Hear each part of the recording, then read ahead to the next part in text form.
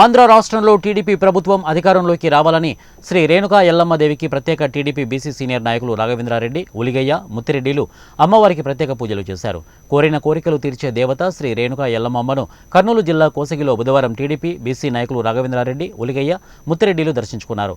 రథోత్సవాన్ని పురస్కరించుకుని అమ్మవారికి ముందుగానే ప్రత్యేక పూజలు చేశారు.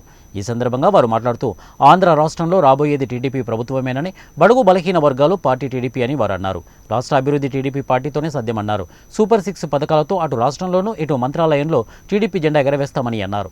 ఈ కార్యక్రమంలో చింతలగేని నర్సారెడ్డి, ఇక గాలం వీరేశు, పోతుల వీరారెడ్డి తదితరులు ఈ కార్యక్రమంలో పాల్గొన్నారు.